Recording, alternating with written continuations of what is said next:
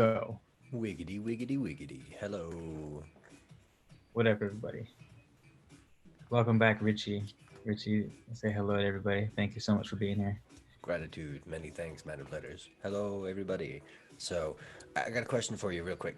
Keith, if you could describe your today in a letter, what letter would today be? W came up first. Woot. Nice. Without, I don't really have a why to that. It was just the letter that flashed in my head as soon as you asked. Nice. Way So sweet, way sweet. I dig it. And if you could choose in the next measure of time before the end of the day, if it became a number, what number would you like it to become? 9. Nice. W9. Okay. For sure, for sure. I'm not looking at this like a game of Battleship or anything. I'm just thinking of the vibrations. There's an artist who did a hip hop song called Numbers, and he built a bar out of each number, and talked about like the pun numbers, like cold, and like you're numb from being cold, and Uh-huh. how like a one is like somebody standing up, and then Uh-huh. a two is like somebody kneeling, Uh-huh.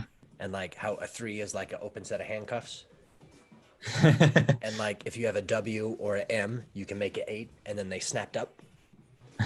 So it's some pretty crazy stuff. But have you ever thought that there's lowercase number or lowercase letters and uppercase letters, but there's not lowercase numbers and uppercase numbers? I haven't had that thought before. Can't say that Okay. I have. I've kind of boiled on it a little bit, and I think about it like the things we can see and the things we can't see. Because as a kid, like I was told, like there's wind, and like in the car, you like put your arm up. Yeah. Like yeah, the wind, it's a thing. But then you get out the car and you're just like, and it's like not there. I mean, you can kind of see it affect the breeze, but it's maybe like a subtle force of sorts. What does that have to do with the lowercase, uppercase numbers? They're perceptible and imperceptible. So Mm. like a lowercase number in my mind would be like a decimal point.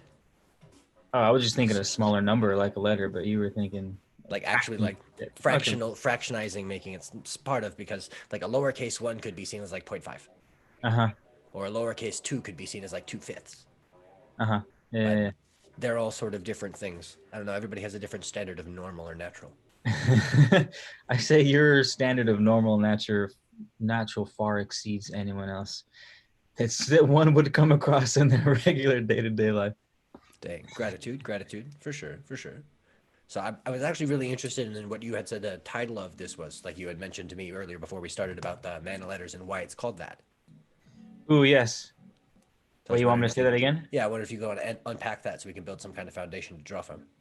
Um, Favorite TV show is called Supernatural, and it's these two brothers. They travel around the country fighting the supernatural. Come to find, they come from a long family line of what are called the men of letters, who think of a scholar but for the occult.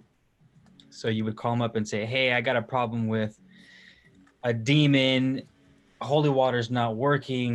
So they call the man of letters and they go, "Oh, well, there's a text from the 14th century. Let me read through this." And they sort of find out what's going on with the entities or the deities. There's deities, there's small deities, there's God, there's angels, demons, Dang. Norse mythology, Indian mythology. Like, it covers all the supernatural world. And the men of letters were the go-to guys of the knowledge of that world. Okay, so is it like a organization, like an occult order? Organization. It's like an Okay, order, but it's like an order organization, very proper. Think of like Indiana Jones books, rustic, dang. wooden tables, whiskey. Okay, for sure, for sure. Interesting. And how many seasons have you watched? Bro, I've watched all of them twice. There's like 15 seasons. Whoa! All right, so it's going super deep, and there's a lot of lore and things involved. Dude, and the lore is on point. I've got a ton of material from this channel. Like, I did a video on tulpas. I don't know if you ever caught that one. I have not seen your video on it, but I'm familiar with the concept. Okay, the concept in Man of Letters was a little different, but it was still kind of there. They introduced a tulpa through a sigil, and what Yep. they were saying in the episode was like, hey, they use this sigil, and Hmm. that's the energy from that sigil creates the tulpa. And I was like, what the fuck? I was like, that sounds dope as fuck. So I Googled it and then got tossed into the whole world of tulpas. And I was like, damn, Dang. supernatural strikes again. Yeah, they're imaginary friends with fuel for sure. Yeah. This was Hmm. a terrifying tulpa, but Fair, fair. All right, so I guess I would be curious in the next kind of direction is how you believe or how you think the idea of supernaturality, if that can be seen as a thing, is Uh-huh. super entrancing on screen. Like you can Hmm. see something that's expressing a supernatural energy, but how is that applicable in like the this side, the not on the screen side? Do you know what I'm saying? Physical side, how does it interact with the supernatural side? Yes. How are those two zones interacting? Oh, I see. Ooh, I don't think I've thought of it that exact angle before, but if I were to guess, I'd say, um, bro, I don't know. I guess it would depend Bro. on the supernatural entity you're talking about. Okay. Okay, for sure. You know what I mean? Like a topo is something that I would assume you're gonna have the relationship via the mind, so it'd be more of a subconscious conscious kind of blend. Or a Sure. vampire would just be like, I don't fucking know. I guess there's a thousand versions of the vampire out there, you know? For sure, for sure. From the ones that are shiny and sparkly to the ones Shine- that don't reflect in the mirror. For sure, for sure. Got a whole bunch. The ones that are like grotesque the and like really hard to look at, grotesque, the or very, charming ones. yeah, exactly, for sure. Got that Dorian Gray kind of vibe going on. But Hmm. kind of wanted to recap before we had this conversation in a previous one. But dang, am I getting this? Am I gonna be able to see it in a second? It was in there for a second. Very good. Just I caught a couple super fissures, dark. facets, whatever they're called. Nice. What is You're this? just a super dark, smoky quartz. Nice. So bringing that crystalline energy, but the the vibration of the crystal, some would say, is like similar to water Uh-huh. because of like the nature. That looks really neat. Yeah, it looks cool. It's coming through nicer than you'd expect for a Dang, for a for sure, zoom. yeah. High resolution that we're at. Gotta get that white balance to come through. I'm using this as kind of like a warding space. I'm using the crystalline consciousness to be fair. Like I know that we've got at least copper. We go copper at play. Like in this communication between you and I right now, we're using Specifically. technologically assisted empathy or Uh, telepathy. uh-huh. Uh-huh. And it's sort of telepathic-ish because we're using the words in the English language and we have some training in what those words mean and the grammatical structure. So we're sharing a lucid conversation that someone could subtitle or like write out. It is possible to transcribe this conversation. However, in the process of me wiggling the air and the air wiggling the element in the microphone and then that microphone making that electrical signal, it's going through some copper and then at least the USB cable, if Mm, not through the mhm. copper of the power and then going maybe there's fiber somewhere through the internet cable We things got yeah, and yeah, then we got you those got it fiber on optics. right and then you're receiving it on your end and then it's being digitally recreated in that space. So in my mind, if you have that lens on, what we're doing right now can be considered technomancy, but you have to wear that lens. You have to look at it for the fact that we're creating a time space event where two organic meat monkeys, woohoo, we're having a collaborative reality bubble hundreds of miles away in arguably real time. I mean, it's not like exactly, but it's pretty darn close. It's yeah, for sure.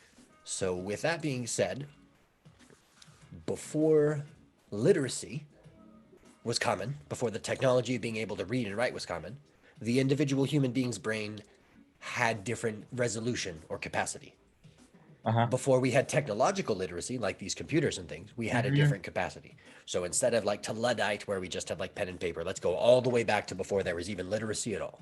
Hmm. Before you could read and write, if you met somebody who was very charismatic and energetically intoxicating, you could believe that there was some kind of otherworldly nature to the component of their being. I But that see. also would be based on the limited perspective that you have of your experiences so far. Uh-huh. Uh-huh. Now we live in a world where we're in a global kind of space. Like there was a time when people didn't know what was happening on the other side of the world immediately. Hmm. But now we do, and we think we're supposed to. And if you're more aware of the things that are in your neighborhood, you could think that that's a really haunted, spooky forest, or you could know that there's a pack of wolves that'll pass through there in some seasons and then they'll leave. Same forest. One of them says there's inexplicable noises that happen only sometimes. And the Uh-huh. other maybe actually did some research, maybe set up a tent out there, maybe took some time to learn and be like, oh no, this is just, a pack of wolves that passed through. I'm not trying to disturb them, but I wanted to know what that was. So, in discerning and by choosing to read books of different nature and metaphysical ideas and concepts, you're creating a new understanding of the technology of the subtle senses. Hmm. So, these subtle senses would be seen as supra or super senses to people who have them undeveloped. If Hmm. you can't do a backhand spring, but then you see somebody do a round off backhand spring, you'd be like, whoa, that person's like a super person because they Uh-huh. can do the thing that I cannot do. Uh-huh. Simultaneously, there's that Rain Man conversation where people drop this in the movie Rain Man as well, but a matchbox drops, and before all the matches hit the ground, person's able to count them because their brain is thin slicing enough that they can just see, oh yeah, that's 500 things that fell. My Uh-huh. brain just goes and collects that. So while the conversation title that we threw down together would be Supernatural and the seasons, I'm trying to figure out what like just natural is. Let's just figure out what natural is before we put the super part on it. Mm. Natural is for, I guess, for the most part, existing as it would, unaltered in its most basic form, roughly. Okay. And then supernatural would be different how? It would be above that plane. So the next plane up. Okay. Now, is there a plane down? I guess yes, the subnatural. Subnatural or demi-natural or something like that? Okay, or yeah, true. Demi-natural, subnatural, yeah. Okay, so then now we're talking about like a scale of naturality. I'm trying Yeah. to build a couple words on the way so that we have more wiggle room. It's kind of like when you get in a sandbox, you got to push all the stuff around and make sure there's not like a rock or a treasure chest in there. Uh-huh. Do you think people can culture or develop supernatural senses? I'm not trying to go man who stare at goats on you, but I'm just curious. Yeah, Okay. And if it can be learned, do you think that it can be taught? Or do you think people just have to like figure it out? can be taught for sure. Okay. Would that mean that there's also a potential that some people would just never learn it in the same way that some people just never learn how to ride a unicycle? Correct. Okay. So heady shift, but it should connect it all together. What would be the evolutionary benefit of learning occult material or studying the esoteric or even the supernatural? I guess why would people do it? Um, I can give you my why. Yes, please. My why is partly, if I can say, if it keeps the magic alive, if that makes sense to you. You know what I mean? Yes. That there are things to be discovered that aren't supposed to exist is like, it just means the possibilities are fucking endless. So it's inspiration? Yeah, kind of, definitely inspirational. That's a good one. Okay. I'm totally down. Absolutely. On the same token, what would be the benefit of keeping that hidden knowledge hidden?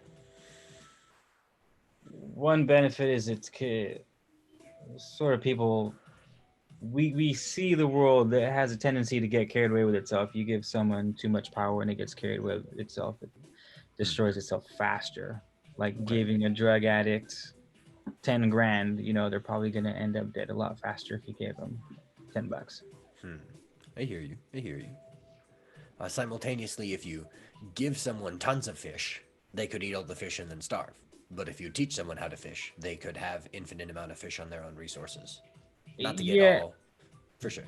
that example would be a little different because you could still teach the wrong person to fish, and if they got carried away with the fish and say they overfished the lake and killed everybody else in the lake because you taught them how to fish, and so their Absolutely. family killed it and got fat and other people died. Right. For sure. For sure. So all of this is kind of setting the foundation of why we would want to talk about some things in like maybe a coded or a subtle way versus Mm-hmm. why you would want to talk about things in an overt way. Mm-hmm. Because if I were to say, yes, I believe that we're all technomancers and the power of our energy is based on the virtual adepthood that we choose to express in resonance with our intuition as combined with the intuition of the ghosts in the machine, that's a really long equation. But if I just say, yes, Yeah. trust yourself because the internet is part of our dreams, that's a lot simpler. Like Yes. Yeah. Yeah. Yeah. before you made Man of Letters as a YouTube presence or even as a branding itself, it wasn't in your dream field. But and as soon as you made it and branded and decided that's what you want to do, it kind of went and existed in your dream field. And It so didn't. now, It didn't exist in the dream field first, and then sort of materialize. so the time and space would be arguable because of local conditions, but from the perspective of 3D reality, in order to talk about it as a dream space, the actions of you manifesting it here would make it fully exist over there. I It see. could exist as like a seed or a splinter or I like a see. crystalline potential, But that's the biggest drift between people saying, hey, I want to quit smoking tobacco, and then deciding that they want to create a ritual or a ceremony that allows them to reauthor their agreement with tobacco so it's at least not destructive, even Mm. if it's still like you still have contact. You can still Hmm. kind of communicate with plant spirits and not have them own your soul. But Hmm. that may be that you like hold a tobacco leaf every day and like pray with it and like connect with that spirit and vibrate at its frequency so it's able to bring you to that plane. But Hmm. that also can happen with food. Some people like really, really, really want a specific kind of food, so they can actually distill the smell of that food down and use the olfactory sense to kind of curb the craving. Hmm. So a lot of people are desiring and craving meaning, and they think that they're going to find meaning if they study the works of great masters, if they dive Yeah. into the texts of previous. And there's a lot of meaning to be had in the world everywhere. However, the tools of developing meaning may be available if you dive into some of the studies of people who've studied before you. What are your thoughts on Manley P Hall? Uh, Not much. I've only listened to his lectures. I haven't written his actual books. So Okay, and the lectures that you've heard, do you think that it's interesting or less so? personally, less so. Okay, why? His presentation of the material is a bit dry for my For sure, there is definitely an academic curve that he uses. And the exactly. presentation of his communication is one that has, I'm trying to do it now, it has a downward slope. It's Uh-huh. communicating the vibration that says that this is the way things are. It's not necessarily wrong or right, it's Hmm. simply those are the antibodies or the enzymes of his speech. Hmm. So now the other side of that, I heard you mention once in your video, and it made me chuckle quite a bit. I understand you're familiar with the person named Daryl that channels a energy that refers to itself as Bashar. Correct. And what are your thoughts about this? um, I go back and forth, man. I think how just for me how true the shit that he says rings and how quick he just fires it off with people's questions from all over the place is that I'm like, all right, this guy's onto something. It's straightforward. It seems to be consistent and relevant to things that I'm going through. But does he is he actually channeling an alien? That or if that's part of the question, I don't know. If I think he's legit in terms of his backstory. For sure, for sure. Now dial it back a difference. What if you omit the part of the Q&A and you focus only on the presentations, like the monologues? It's oh, it's for sure more engaging. It's for sure Okay, more engaging. for sure, for sure. Do you know very much of Daryl's history? No. Dang. Well, what do you know? Because I'm gonna throw down a little bit. I'm not trying to like totally go. I know all everything, but I have done a significant amount of research on this topic. Oh, nice. I've heard his story in passing just a few times over like 7 years, so I can't remember exactly. Okay, for sure. I've been, excuse me. It was like some torrent that was a recording of a cassette tape that was made in the early 80s. And then I found him on the 80s TV shows. And then I found some of the early recordings. And about 10 years, give or take, one or two, maybe 11, maybe nine, somewhere in there. That's how long I've been following the material of Daryl. And Hmm. he's done a lot of special effects work. I think the last special effects film that he worked on was the first Iron Man. And specifically Really? he was participating in the models that were used of Tony Stark's lab. So when he drops into his laboratory from above and like they do a Yeah. bunch of stuff, he did the Yeah. 3D models for that. He also worked on Star Trek. He also worked on Star Wars. That's his trade for a long time, was 3D modeling and miniatures. However, when computer technology began to come out, there was less need for SFX guys of that direction. So he ended up meeting a couple people who were in the channeling scene, and why he was there, he'll explain himself. But the process that he uses is one that's learned, and he's taught it many times. So you can, like, riding a unicycle, you can learn what he did and get roughly what he got. But Hmm. to agree that the story is that there's a future great grandchild that uses some crazy vibrational technology to reach backwards through time and space, combined with him as a person using some meditative technology to reach forward in time and space, means that they make this like collaborative bubble, which is that kind of humor that you only get when your whole family's at the dinner table and people are riffing off each other. because you can't riff all off yourself. Eventually, Mhm. it's just you're trying to make a joke out of what's not a joke. I But if see you it. make a quip and somebody makes a quip, you can often quip that quip. Uh-huh. And if you can keep that ball moving, it's also when you hang out with your friends and one impossible thing happens and then another impossible thing happens. And then Yeah. there's like, dude, where's my car situations going on. So I followed a couple other channelers. There's one named Wendy Kennedy, and she'll channel a couple different groups, different organizations, like a Federation of Light. She's connected to a lot of that. There's the Pleiadian channels. There's a lot of people who claim like Ra or Jesus or Lazarus or Archangel Michael. And as a channeling form, I think that storytelling in an empathic way is really important. Yeah. But more specifically, I agree with the foundation that the information is what's important. So maybe your spiritual teacher is somebody you walked past in the shopping mall and you happen to see what they're going through and see yourself in what they're going through so you could learn from that. Mm-hmm. The part that I find most engaging about how Bashar presents his energy and how Daryl is a channel of that, as well as April, his wife, and they also do like dolphin swimming in Hawaii and have done for a long time. And it's like super intense. Bashar Communications is their organization. He speaks with conviction. That's what we're lacking. In society, we just lack conviction. It's less, I have a belief that you've done this or that. It's more, I have a belief that's freestanding of any other conditions. It's that Morpheus talk. Mm. And I think that because the tones that are being used are one of, I believe this without needing you to co sign it, means that whatever vocabulary is chosen, people can cherry pick the pieces they need and Yeah. assemble a message that's ascending. Whereas our objective would be to resonate in resonance together rather than to create dissonance and disorganize, which sometimes you need to like unpack everything and disorganize before you can put everything away and organize. So they're not empirically connected as good or bad. So are you saying Daryl manifested his method? Um, He learned his method. He shared it. or, or well, yeah, yeah. I guess well, like it's a chicken or the egg question. Do you think people are latching on to him because he's speaking confidently, or do you think there was a need for confidence and he chose that, and then people resonated with that? Both. I think he's making a situation where, as a storyteller, he's making latchable confidence that doesn't latch back. Can you explain Because that? then, latchable confidence that doesn't latch back. He's sitting and he's saying, okay, here's our story. We're going to talk about this thing.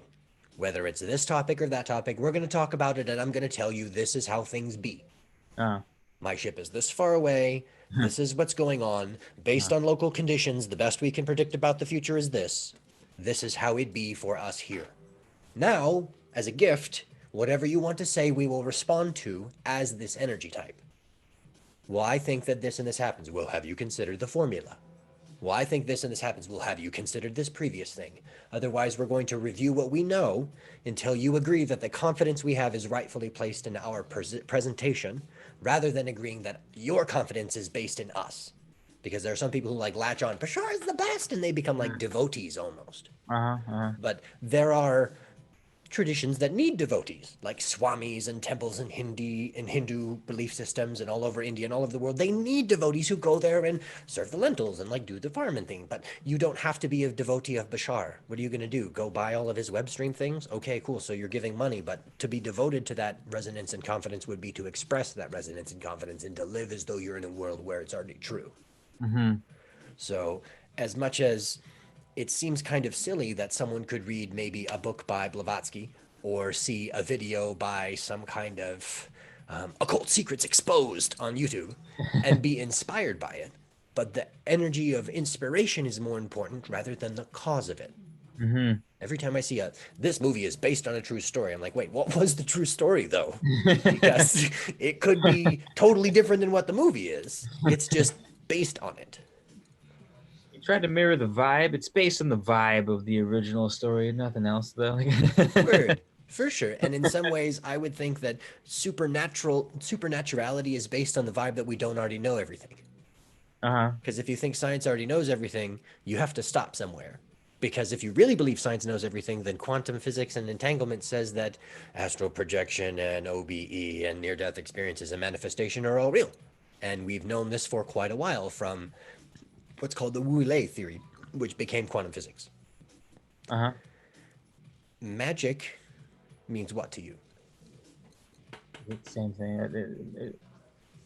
that sort of, well, all right, magic to me means two sides. There's like the philosophical side is the same thing I express with supernatural, and then I guess the practical side, or the what someone would put magic into practice with, would be manipulating energy without necessarily physically having to touch it, manipulating a circumstance or a scenario without having to physically interact with it. Like magnets.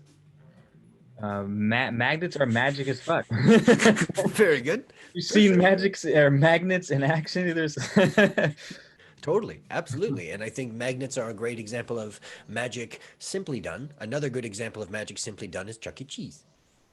Chuck E. Cheese. Yeah, I don't know if this metaphor is going to work in a year, so we'll see.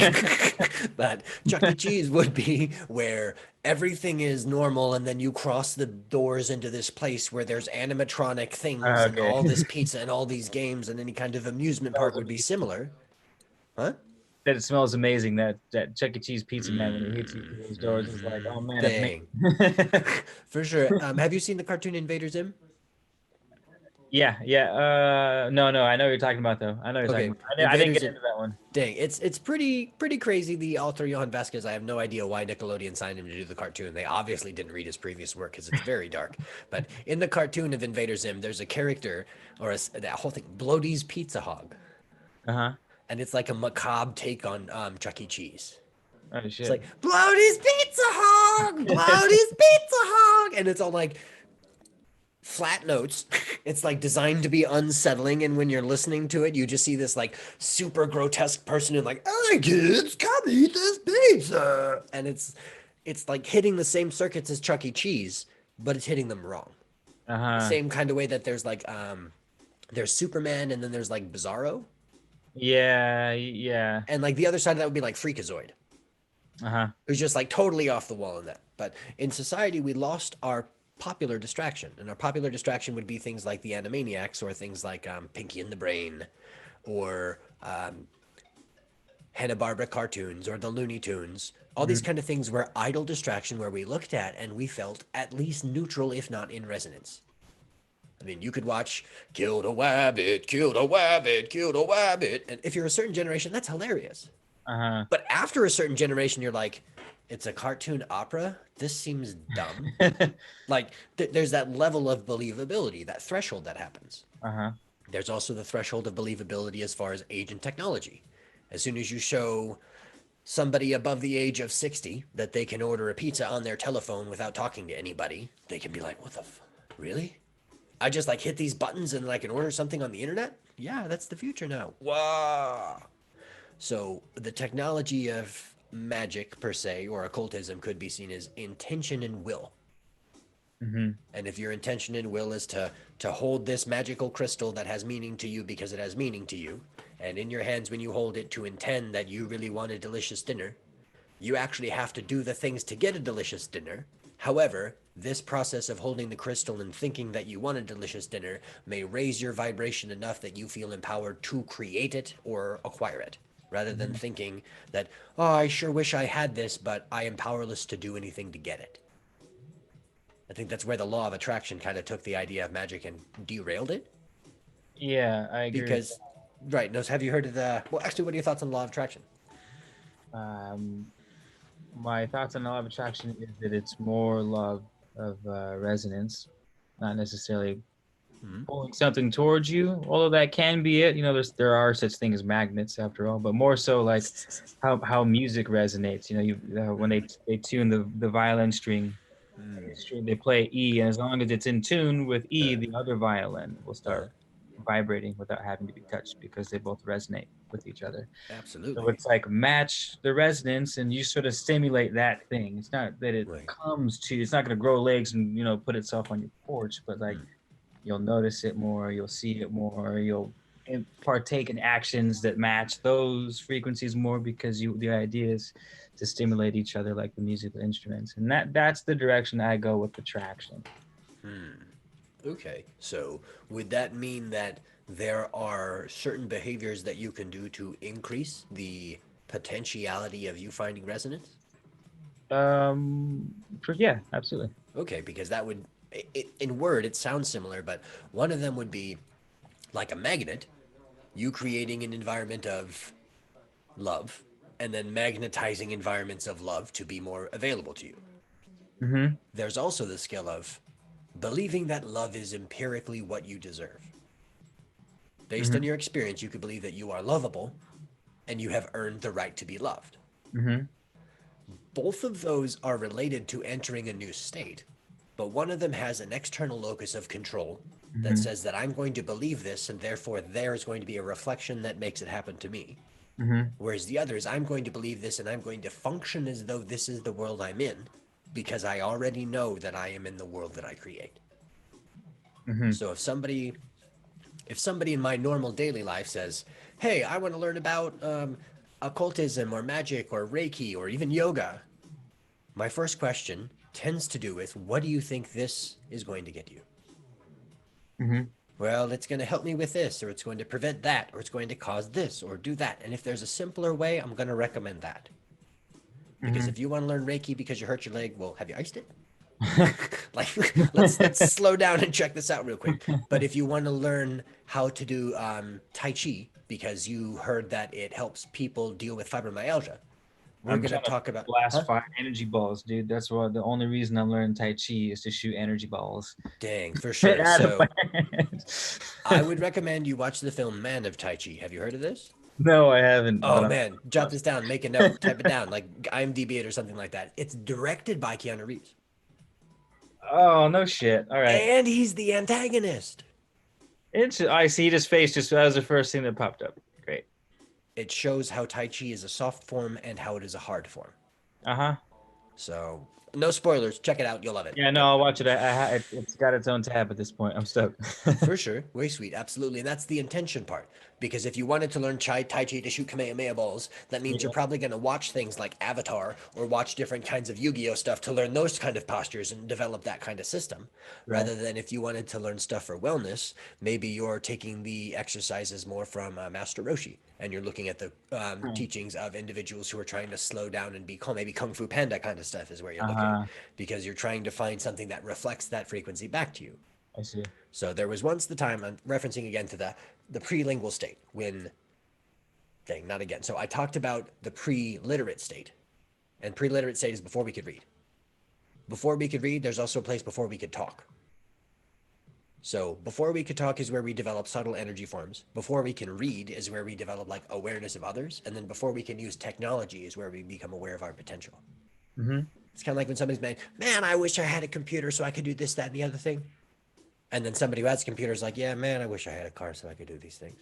And then the Uh-huh. person who has a car and a computer is like, "Man, I wish I had a drone so I could do these things." And the person who has all those like, "Man, I wish I had a day off so I could do these things." It's like, man, there's that understanding where you are and why you're there, which is a truly magical act, and then thinking that your solution exists in a different plane or dimension. Go ahead. I got nothing now. No worries. For sure. For sure. How do you think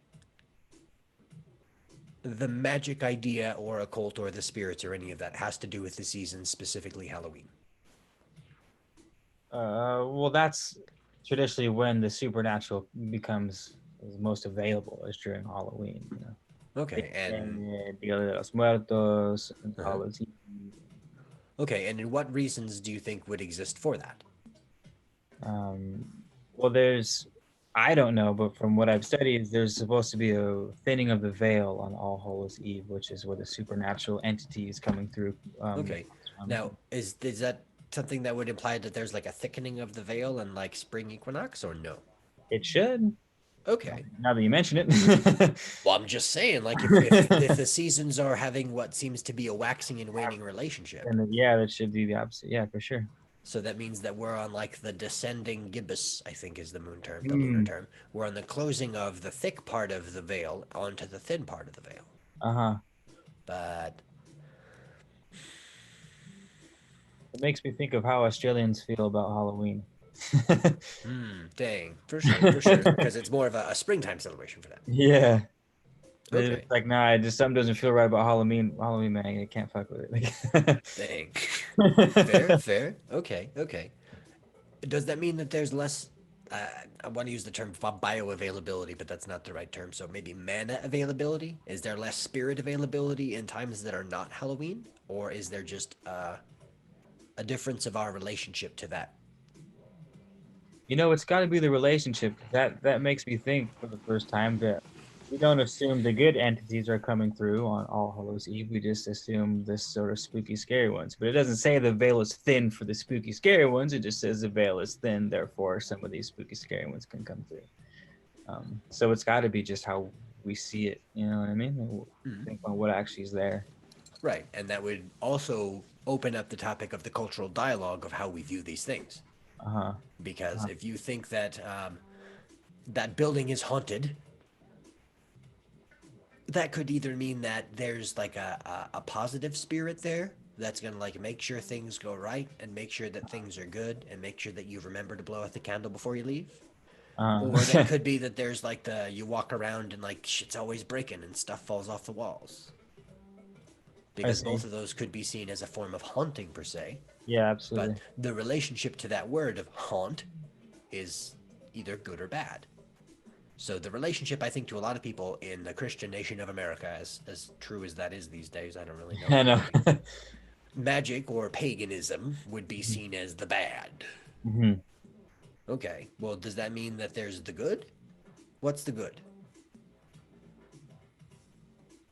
Of the spirit, you asking me? Is that a rhetorical question? Yeah, if in the Christian nation of America, paganism would be seen as the bad, what would be seen as the good? Oh, it's angels, God. Uh, Okay, and the worship of those or the worship of those would be following roughly the highest rituals of magic, right? yeah, yeah, Okay. So basically, 12th grade is good, all the other grades are bad. yeah. Yeah. Or you can only really do these things in this way, everything else is negatory. Like I remember, I was raised Catholic. I remember when I learned from studying Wicca and Druidry and earth religions, and I was just beginning to scratch into Buddhism and different kinds of Eastern religions. I learned that the priest standing on the altar with the bread and the tabernacle and the readings was like a high magic ritual. It was like a modification of like a lesser banishing, and it was also sort of a summoning, and there was like an evocation part, and there was like an invocation part, and there was like a it's like what the fuck is this? And so I Yeah. started to talk about it, and I was basically told, well, yes, the astral plane is true. It exists for those who see it, but we just call it the kingdom of God, which means that we have the same TV subscription you do, we just only watch Channel 5. Uh-huh. And it's like, okay, you can live an entire life of only watching Channel 5, meaning only worshipping Yod He Vav He. That's fine. You can choose that path if you want, but that doesn't mean that it is empirically the right or the only or even the most resonant path for everyone. Uh-huh. So I'm on this kick right now of listening to a lot of KRS-One because I'm Uh-huh. finding that there's people who know and people who don't. And just because you know doesn't mean you can talk like you know. And just because you talk like you know doesn't mean you know. Mm-hmm. One Well of the said. points, gratitude, one of the points that I've been able to glean and I'm working on unpacking myself is there's a lot of people who say that life for success is A, B, C.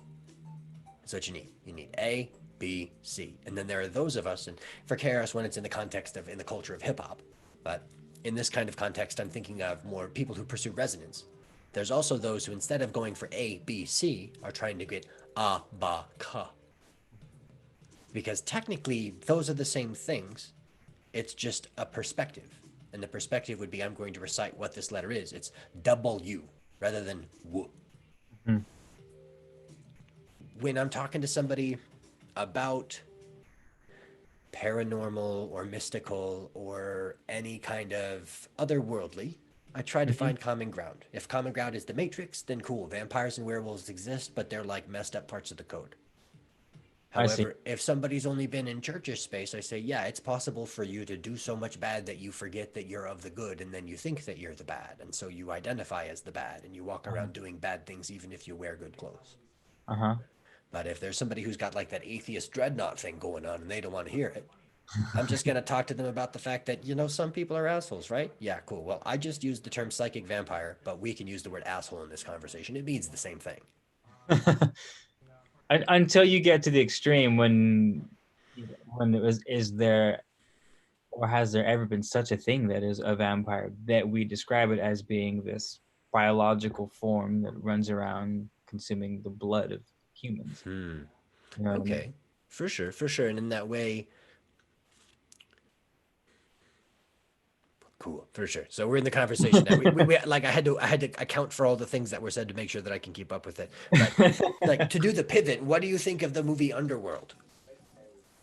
It was great. I enjoyed all of the underworlds actually. Nice, way cool. I'm glad to hear that. I remember being in the movie theater, seeing the first one, and the moment that the character Celine turned and looked in the mirror and saw her reflection crying blood, I wanted to walk out the theater. Oh shit. So I was like, vampires don't have reflections. Oh, but well, that's what I mean. But there's so many versions, man. I guess not having a reflection should be the one version that's left out. To I be, just, I've, I've since seen the other ones, and I've seen like the evolution of it, and I think that the licon concept and how they present, oh, it's very genius. It's like a I got a little cellular ridiculous towards the mutation. end, but I did like the introduction at least of the lichens. I thought that was super cool. I did, you know. Fair, fair. Now, in that way, again, talking about people who have a limited exposure, they could say that there's individuals who have like vampiric traits, or they seem to be taking or leeching or domineering or controlling.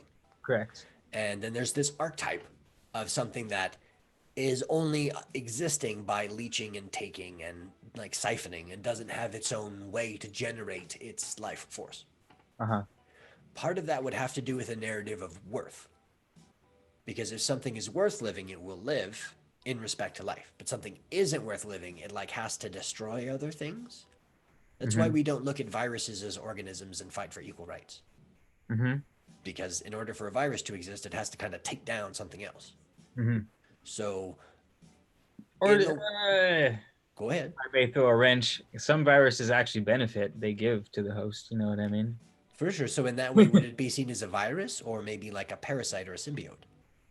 Well, that's the thing. Viruses, biologically speaking, have their own mechanics where they're not looking at it going, this is a bad thing, it's a virus. They're going, oh, these are the mechanisms of Right. virus as compared to bacteria have protoplasm and Totally. mycological spores have that. Okay, that's a spore. That's not bacteria kind of thing. Right. So, but there are good and bad viruses, basically, is what I'm getting at. And in that way, would you say that there's potentially good or bad vampires? Oh, I guess so. I'm tracing with the colors we're working with, right? I Yeah, mean, yeah. There's good ones. I mean, we've seen Blade, man. Another one of my oh, faves. woo, Wesley Snipes for sure.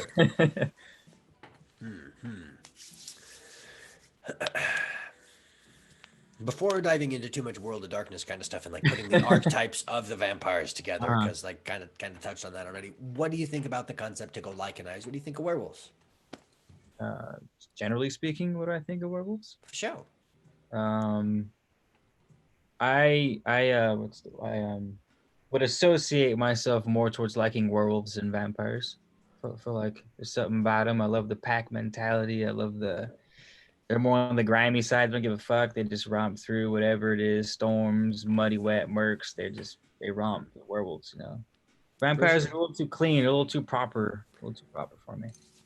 Okay, okay. Fair, fair, fair. Would there be any other things in a similar league as werewolves and vampires? What do you mean? Like Oh, as a mummies? supernatural Yeah, thing? for Oh, sure. um, I like the shapeshifter. It's kind of Okay. like a werewolf, you know, a little lunar dominant. But For sure, yeah. I'd say that a werewolf would be a specific form of shapeshifter. mm-hmm. And I True. think in the reference of shifters, usually they're classified by what they're shifting to or from. Okay. Because like a doppelganger would be something that's shifting to something else as a predatory state usually. I see. Or Whereas skinwalkers is another one. exactly. Uh-huh. Whereas there's the idea of like somebody who's been polymorphed. Uh-huh. Something that got shifted into something else maybe against its will or preference. And now like that movie Spirited Away has to be the prince for a while in order to remember that it's actually the spirit of a river. Uh-huh. So shifters, including different kinds of lycanthropes or Arthro? Anthro? I'm trying to remember the term for the things that shift into the other things. Neither here nor there. Zombies. Would they be in the same class? No. Okay. Yes. I was gonna say because it's an infection, but the lichens are an infection as well. Okay, fair, fair. How Back do to you think? viruses again, man. We can't get away from the viruses. Yeah, well, I mean, to be fair, some say that the English language itself is a form of mind virus. I've heard that. I haven't gone down that, but I've heard that. The arguable effect would be that it causes us to want to understand, and understanding isn't required for a happy life. Hmm. Man, you just fucked the whole game up right there. I mean, I guess, but most of us are bilingual because we're not only speaking English. Some of us Yeah. speak bad English. Some of us speak proper British American English. Some of us speak hip hop. Some of us speak slanguage. Most of us speak body language. Go ahead. So that's the second time you've brought up the wanting versus acting as if already having things as they are. Right. Is there a is there a way like, what would the approach be to still bring you happiness? You do something for the sake of just doing it then? Yes, with authority. Mm-hmm. So it's not okay. Well, it is. It is like the story from the Bhagavad Gita, and the story of the Bhagavad Gita has to do with this boat and a dock. Okay, so you got this boat, and you really like this boat. It's your boat. You really have a lot of energy and charge. You're excited about this ship, this boat. It's yours, and you're passionate about it.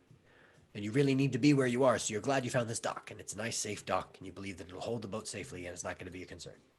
Well, while you're tying the rope that connects the boat to the dock, you can tie the rope looking at the boat and fawning about the boat and thinking how good of a boat it is. That's one potential reality. You can also tie the knot looking at the dock and think about how it's a safe dock and it's going to take care of your boat. The most magical or present or intentional way would be to look at the knot that you're tying while you're tying it. Mm-hmm. Now, that's not that you're tying the knot thinking that the knot's going to hold your boat no matter how you tie it. It's knowing that the knot will deliver if you deliver to it. Mm-hmm. So if somebody does like a full moon ritual where they build a crystal grid and sprinkle salt around them in a circle and they say, I would like these bad things from this previous season Don't forget the to salt. be Widdershins, man, for sure. He's not joking about the salt. I think it was learning about leprechauns where I discovered how important salt was. But Oh my god! All right, keep your story. But that's amazing. that formula of moon or lunar recognition, crystalline consciousness as ally, elemental Uh-huh. mineral as salt or sulfur or pepper, whatever you're Uh-huh. using, that is a recipe that you can say in the next day relieved you of your stress. Uh-huh. There are other people who have a magical ritual that says, I'm going to order an extra large pizza and drink a six pack of beer and watch a football game, and then I'm going to have my stress relieved. Both of those are magical actions. Uh-huh. One of them is putting the locus of control externally because it's dependent upon the sacrament, the offering of the pizza and the beer. If the pizza Uh-huh. place messes it up, or if you spill your beer, you probably messed it up. But if you have enough variables where you're creating a crystalline grid and it's on the moon cycle, even if it rains, enough other pieces are in play that you're going to have a strong enough vibrational telltale to get to that next level. You Then can can't you think just add more variables to the pizza situation? you could, however, in order for that to happen, you would also have to release your attachment to your sports team winning. You would also have to release your attachment to the refs making a fair call. You'd also have to release your attachment to your electricity staying wired to watch the whole game. You'd And have to release. Go ahead. there's so on the flip side, so what I'm getting is there's a whole bunch of external things that have to go right for you to be happy, but the entire altar itself is an external thing, needing the moon to be somewhere, needing the crystals, needing the Which salt. is, yes, which is driven from an internal place. What do you mean? Because the driving of the internal place to arrange the crystals or the salt or the moon is Oh, okay. it's an internal phenomena, Uh-huh. whereas game time is an external phenomena. It's like if you dive into the works of Damien Eccles, who's Uh, one of the dudes who was wrongfully convicted of homicide when he was a young kid, and so uh-huh. he was kept in jail for well past 10 years, and only because he was so innocent that Eddie Vedder knew he was innocent and there was like celebrity like light on him to help him get out. He started studying high magic, and within a year of studying high magic and doing the rituals, he was out. And so now Uh-huh. he's been talking about it and speaking. But the thing is that the enzymes of his communication are still very young. Uh-huh. So the authority that he wants to present could be seen as something that would grow into the tonality of Manley P Hall that says things with authority that work. But right now it's still exploratory. And instead of advising that you do this recipe, which is sort of a light worker, pagan inspired new moon ritual, Uh-huh. We could just say right Pagan now. inspired. What'd you say? So the light worker pagan inspired new moon rituals. Hmm. Yeah, man. I'm freewheeling with it. We could just say right now you could take a deep breath in of all the bullshit and uh, allow it to grab all the other bullshit and then exhale all the bullshit and then it'll take all the bullshit out. And that's just as useful as the crystals in the moon. There's just less frills and bells. yeah, but the flip side, do you think there is inherently? I've had this conversation a bunch of times, but I have to ask you too. You don't think there's inherently a vibration of those obstacles, independent of you, that are lending that energy to what you're wishing for? Yes, just as much as there's the vibration independently of the transcendence of those obstacles that is equally as available. Like, You're saying, isn't there a square ahead of me before I step on it? And I'm saying, just as there's a square to your left and to your right and to your back and to okay, your up and to your down and to your diagonals and to your within, yeah, I all of see. those exist. Yeah, So instead of like a Venn diagram, we're actually onto the Jacob's ladder. Like we're actually on the tree of life now. We've transcended like this smaller pattern and gone to a bigger place because when our language was invented, we didn't have this distant communication. When uh-huh, we created voting in every 4 years for leadership, we couldn't tickle the phone and get a new car delivered to us through FedEx. But we can uh-huh. do that now. I mean, shit, you can even print a car in your garage. I know.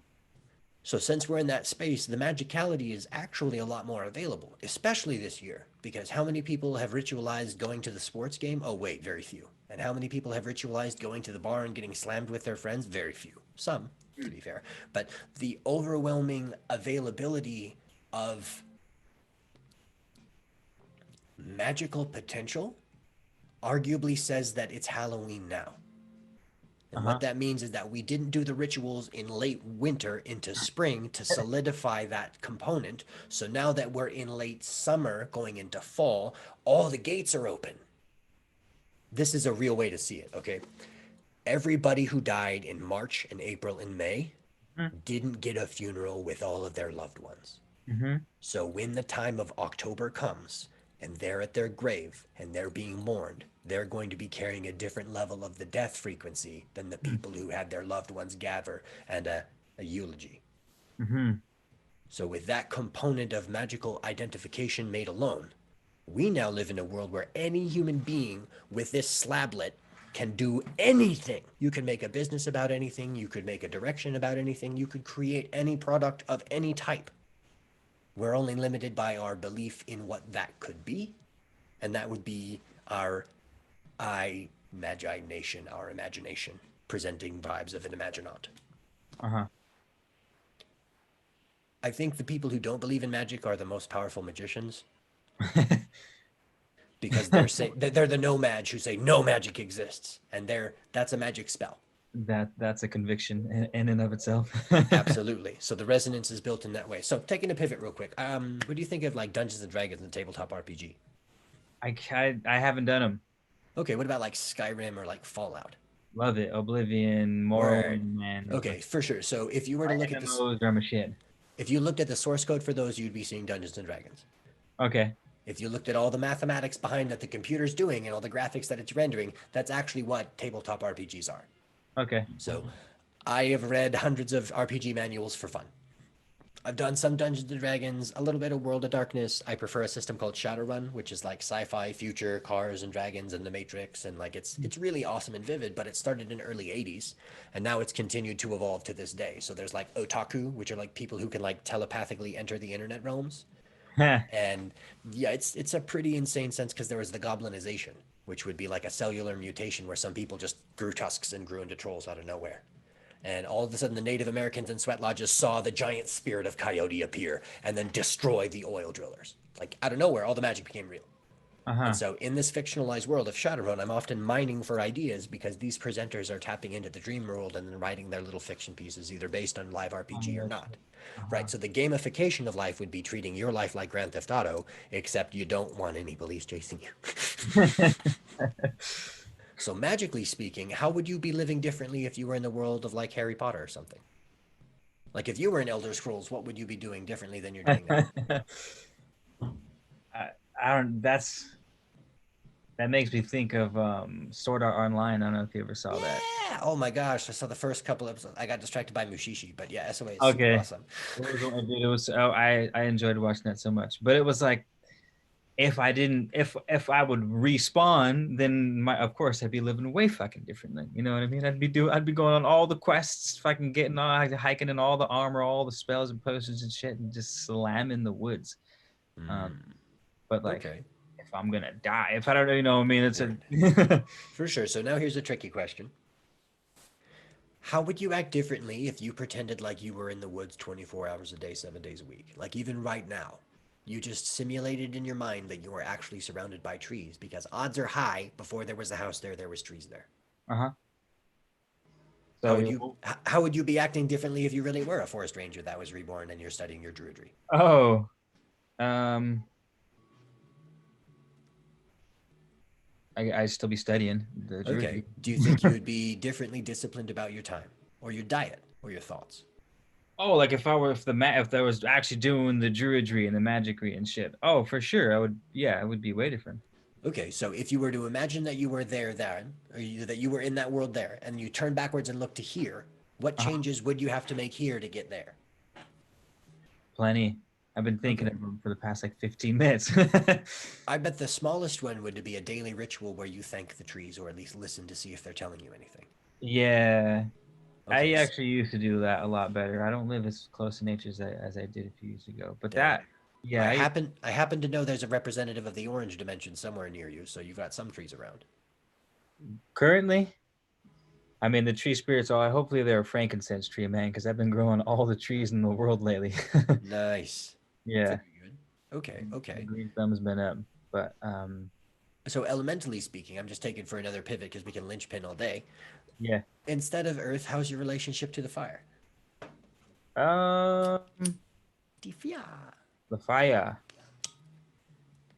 I use it often, actually, weekly, if I consider my burning of the oregano, you know, Okay, for sure, which for sure. which which is usually consciously used at this stage. It's usually like I'm gonna sit down and play music and burn some, you know, and like really make a moment out of it. So would say that's considered fire, right? Even though it's kind of fire and earth at the same time. Okay, it's a relationship where in which fire is having an interaction with earth, but a relationship of strictly fire would be like going on a walk by yourself, or creating something just by it for the act of creation, not creating it to sell it or creating it to give it. Like that fire within, that fire inside that you're releasing outward. Oh, Like the what is your why, your hearth. Your heart is being driven by that little motor, that calcifer in you, that Billy Crystal. Like it's the thing that's driving and says where it goes. for this going for the sake of going. Well, you're alive, aren't you? Yes.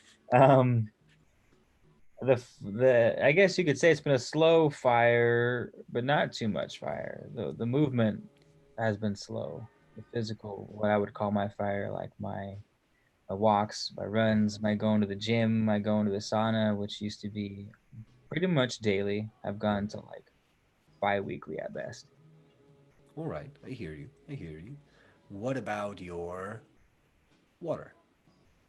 Mm, um, good, I would say. More or less. Can't Okay, say I've been doing too many water rituals lately, but when I think in terms okay. of water and you know, Dang, so that's a keyword in my world, actually. The word water ritual to me means a shower. oh, okay. Because a water ritual to me in a shower is when I have the water going down on my head, I imagine that I'm in a waterfall. You know, it's crazy, man. If that's the case, then my water rituals have been sucking ass lately because I swear, ever since I moved into this new house, I feel Hmm. drained after the shower. Uh, Like drained, man. Like tired. My eyes are kind of heavy, you know what I mean? And they're like kind of red after I get out of the shower. right, It so I'm going normally to is because, run in some diagnostics real quick. As compared to the previous shower environment, is the water pressure different? um, yes, for sure. Okay, is it higher pressure, lower pressure? Higher. Okay, so you may be feeling battered and pressed down, like all of a sudden you went from a soft waterfall to, and you're like, oh! It was like a softer but heavier waterfall. Now it's like shooting out little laser beams out of the faucet. Okay, for sure, for sure. So diffusing would be a couple different options. You could find like a different head so that the water has a different characteristic or temperature. or Mm, texture. I mean to say, not temperature, because temperature is pretty easily controlled. You could yeah, put something in front of it to like interfere so that it like came around it and it was a little gentler. yeah, But it yeah, sounds like you're actively commenting that the force of the water right now is something that's more than you have the capacity for. for sure. I don't It's even like, stand in the water stream anymore. I stand off to the side because it's a bigger right, for sure. And it's like you only need 5 HP, but you only have max potions that are going to give you 10,000 HP. Yeah. And you know if you take it, it's going to like, oh Like, I don't man, know if holy I need to crap. save the 10 for later, man. I need a nice chill. Right, right, for sure. Can I get some berries? Fuck. Yeah. Piece of chicken or something. Is that an option? Can we For sure, for sure. Okay, very good. I'm just rounding out the elemental process, and I wonder how you would say your air is. air? I've been doing these past 48 hours. I'm doing what do you call them? You run in place and jump down to the ground. Using the sports all the time. Why am I drawing a blank? I'm doing little cardio things the past couple Burpees, squat threats? burpees. There you go. Nice, So maybe my fire is kicking up then as of the past. Literally, I started yesterday. So nice. what made me think of air was fuck. I haven't breathed that hard in since the beginning of this year. When I started breathing that hard, I was like, shit, that's right. It's a thing to breathe heavily when you're tired, man. Like it actually feels good, you know. Mm-hmm. So yeah, Good. I'm turning it around Okay. with my air these days. Air, fire, I guess. I hear it. I hear it. I say that the only reason we're able to have this conversation is because your maybe otherworldly sense or your spirit sense is super duper solid. Otherwise, there's no way that you could have a conversation telepathically through this biomagnetic field of the universe with somebody and actually really reflect and think like, how am I feeling? I'm feeling this way. And oh, that Mm. insight is useful, or oh, that insight is not useful. Uh-huh. Because there are processes that we learn about discernment that if we're a global culture and we don't have to, we won't. Mm-hmm. So by adjusting your fire or earth or air or any of the others, because there's many, many more elements that we haven't broken into yet, by adjusting those, you're going to see the other ones adjust, like salt. If you increase your saltiness and you became more salty for a little while, I bet some people would be a little perturbed and other people would be very happy. Yeah, for sure. Now, same side, if you upgraded your sugariness, Uh-huh. some people would be very happy and some people would be like, the fuck, G. So, what in my mind could be seen as the supernatural season change would be how our personal elements reorganize based on external influence. Mm-hmm. Because if it's wintertime and you see somebody and you're not used to seeing people in the wintertime, odds are high you're going to be a little more sugary to them. Maybe give them some earth because you know that it's a cold time and everybody kind of needs some warmth. Mm-hmm. If it's summertime, you might not give somebody some ground, but you might offer them a glass of water Mm-hmm. and you might give them some sugar rather than, or might give them some saltiness saying, hey, you party over there, we're going to party over here. Here's this, you can have it, but like we still need our separateness rather than the inclusion of the winter. Oh, yeah, you have nowhere to go. Sure, come here. Uh-huh. So adjusting your relationship to yourself, in my mind, is what supernatural expressions are. Because you're choosing to execute an agency that's beyond your body to adjust your body's relationship to the environment around you.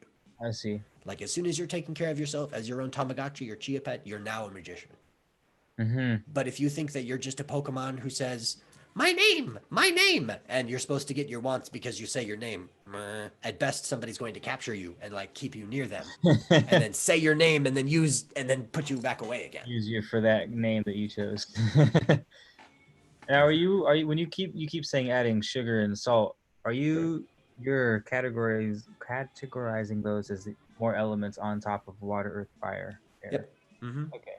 With the And same significance? totally. All right. This is where traditional teachings like Hermetic magic or yogic Ayurvedic systems of magic or Egyptian magic or even Norse magic, all of them have overlaps and separateness. Part of what my personal expression is to make a new one that Mm-hmm. has overlaps and separateness. I don't expect people to use my terms. I don't expect someone to draw a pointed star of the table or of the elements and like add a new point so that there can be sugar on there. Like that's not what I'm trying to do. We got to respect the things that came before us, but I know that that star, just like the Star of David, is not two-dimensional. It's three-dimensional. Yeah. So there's more than just those Good points point. on it. That saying that alone was enough to get me on board with adding another star. It's like actually that makes more sense than the way. Of course, it's not fucking a 5-pointed star, man. It's however many the three-dimensional version is of that. You know, like And even in the fourth or fifth dimensionals, it would be fourth, wider fifth. and wider. And if you go down and down and down in the singular dimension, it would just be a dot, a point, or So zero then, point, how, or here, how do now, you and yeah. get usefulness out of the points if there's an infinite amount of them in at least one direction? So yes, there's an infinite amount in both directions, but the But usefulness would be you're determining the relationship that you have to your present moment uh-huh. in regard to the relationship you have to the coming moment and how you can affect those. So in the present moment, if you have a body, and Mm, in the future moment you want to be healthier, you mm. could do a magic spell and ask for a deity's help to become healthier, or you could eat some celery. uh, Both of those are magical actions, and ideally, you're talking to the manifestation of health to you while you're eating the celery. You're mm. conspiring for your success by stacking multiple things together. Uh-huh. Like you're not just going to the gym and thinking that you go to the gym, you're going to be healthier and you leave. Like you go to the gym and you actually work out. Like you actually got to do things there. You Uh, can't just like show up at work, clock in. All right, I'm at work. All right, I'm done. And you leave. drink water, eat right, sort of thing. Uh-huh. Exactly. And in that same way, there's the diet of the mind. Mm-hmm. And so our mind has been co opted in a lot of ways in the sense that to learn this broken language, we had to learn some broken things. Mm-hmm. But that doesn't mean that what we were taught before is the true. It just I see. means that it was true for those who taught it to us. So are you saying language is a de-evolution of efficient communication Yes. between? Because efficient communication between human beings is prelingual in the sense that I'm going to start a sentence and you're going to read my body language in the tone of voice that I have and think about the relevant situation and say, oh, yeah, of course, that makes sense. And then you're going to start a sentence and I'm going to think about the topic at hand and what's going on. And before you're even done, I'm going to say, oh, yeah, that makes sense. And then we're going to keep having these incomplete sentences where we can autofill the rest of it Uh-huh.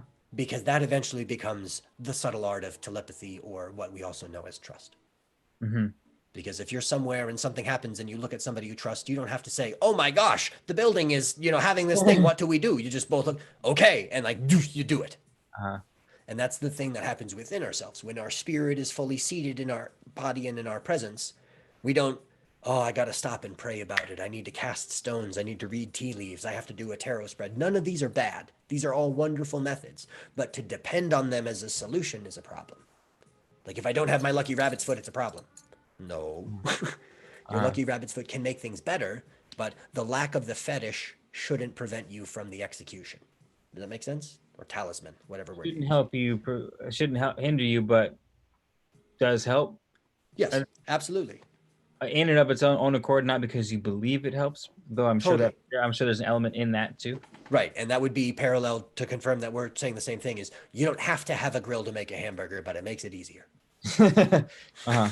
You Uh-huh. can make a grill over an open flame. You can make a grill in an oven or make a hamburger in an oven, but like Uh-huh. having a grill, a barbecue designed for that actually, smooths the process a bit. Uh-huh. So in that same way, nothing is a substitute for meditation, prayer, and reflection. Uh-huh. You can do other things and get the results of prayer, meditation, and reflection, but there is no actual replacement. Just like there's no replacement for taking a deep breath. Mm-hmm. Not sorry, just like there's nothing. There's nothing is good. Just like there's no replacement for a hug. Not even the plastic ones that they're doing because of COVID. Dang, goodness gracious. So that's another thing. I think the present global narrative is exploding at the seams with magic. um, Wait, say that again. That there's I a think global magic work going on. You're saying? yep, the global narrative, the collective thing that we have is Uh-huh. just exploding with magic. It's like Uh-huh. leaking at the seams. There's so much going on. And since the societal ooh, here's a tricky one. Since the societal season is changed, maybe this is like America's Halloween year. Interesting. Like all year it's Halloween, but the first part is like, don't even go to anybody's house because they might give you bad candy. Might give you razor blades in the chocolate. Right. And now we're like, Jesus, we don't have food. Can you go ask the neighbors if they have some old Snickers bars? Fuck. Like that kind of process in my mind is allowing the people who believe in themselves to step into their own power. Like we can step up. If you believe that you're going to be able to take care of yourself, surprise, you are. Uh-huh. If you believe that you aren't, surprise, you aren't. So if And as far somebody, yeah, as far as word on the street is that there's an acceleration of manifestation these days with shit that's going on, and to be particularly careful. Or maybe that was just a Lionsgate sort of thing. word. Now, I'd say that that's true in the sense, again, with technology and also with the world itself. Oh, I see. If all of a sudden you decided, Keith, that you want a falafel for dinner, you could do it. Yeah, yeah. No, I see where you're going with this. So since the Good way to potential, go with this. it's like Terrence McKenna Time Wave Zero. Uh-huh. So Uh-huh. we're so close to the point of infinite novelty that you could think of anything. Oh, by the way, so Sticker Mule, I don't know if you have stickers yet, but if you do Sticker Mule, they have a deal where it's like 25 stickers for $9. I just got a message about it. So see if we can get some good stickers for you because it's a super awesome rolling effect. But once upon a time, people were like, stickers? I wish I had stickers. I need a vinyl cutting machine and I need a magical printer and I need this instead of stickers. Oh, there's a link. I can click a link. Sure. So, No, yeah, no.